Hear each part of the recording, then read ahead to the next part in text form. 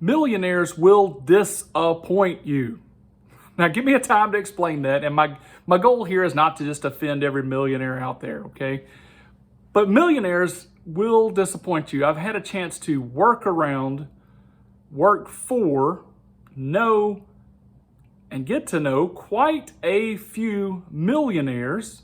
And all in all, if you expect to ever receive any kind of benefit from these millionaires and multimillionaires, you're most likely going to be disappointed. And there's two main reasons for this. One of the first reasons is that, do you think these millionaires do not have many friends? And do you not think that all of these friends are selfish and everybody, all these friends are thinking about what the millionaire could do for them?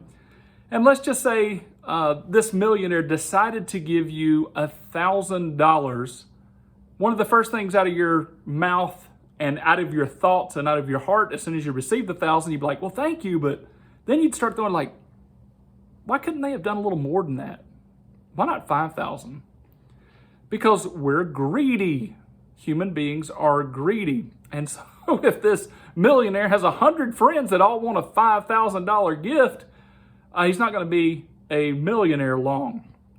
The second reason is when all of humanity is selfish and you go up a pyramid of income and you eventually get to the elite top, if most of humanity is selfish, when you get to the top, most of your multimillionaires are going to be selfish. Now, this is not the case for all. Again, I don't want to put them all in the same basket.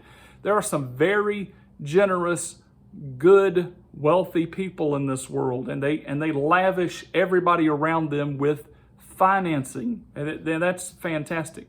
But for the most part, this is not the case, and we know this from charitable giving resources. But that's really not much the case for the rest of humanity. Again, everybody is selfish.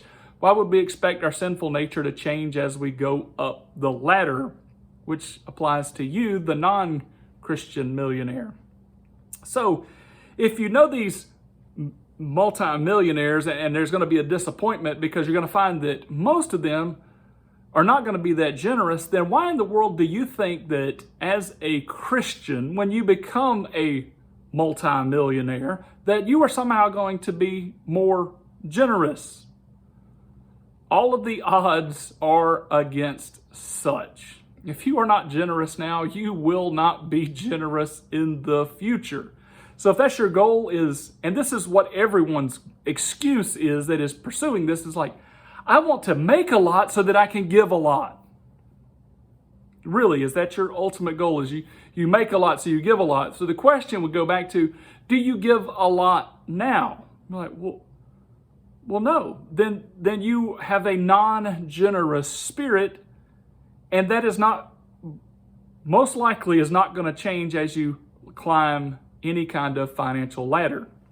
And if you get in the habit of collecting, scrimping, and saving, and doing everything I can to make this pool of money grow, and then I've spent my whole entire energy of life setting aside this nest egg, and I've protected it with everything, all I can, why in the world would I all of a sudden just become generous and let go of that freely and just start dousing it around on everybody around me? If you are trying to con yourself into believing that you will be more generous when you are wealthy, then you're probably just trying to excuse the greed that's in you already.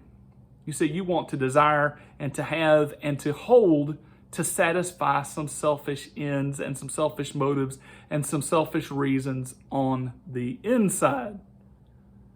Rather than trying to justify this, why not just be more generous? If your goal is I want to be wealthy so I can give, and you're so good that you want to be giving, why can you not be heavily generous with your resources currently? Now, I know the excuse, you can be like, well, I will run out. Well, that's a perfect way to just begin to put your trust in the Lord. We know that several of our well-known, world-famous Christians were not wealthy and then gave wealth away, but they always gave away little bits, and by the end of their life, we know they had given away hundreds of thousands, and in today's terminology, millions of dollars, because they were generous with the little bit they had, and God kept refilling their tank. You see, this is about trusting in the Lord. This is about being generous. It is not about being wealthy so you can pat yourself on the back, so you can take it easy, so you can trust in security instead of trusting God. No, this is about a test of, are you going to be generous with the resources you have today? So if your plan is to later be very generous, why don't you start just being generous today? Why don't you go ahead and be rich in spirit today and be so generous and free with your resources that God will love giving you more resources so that you can give more resources away? I dare you to try it and see what you find out.